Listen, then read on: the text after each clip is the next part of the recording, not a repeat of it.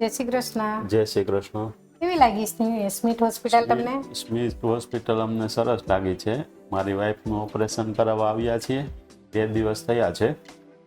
ને વિઠ્ઠલ સરનું કામ સારું છે ને પૂરો સ્ટાફનું કામ પણ સારું છે ને બધા સ્ટાફ એકદમ થોડી વારે તપાસ કરવા આવે છે ને કામ બહુ સારું લાગ્યું.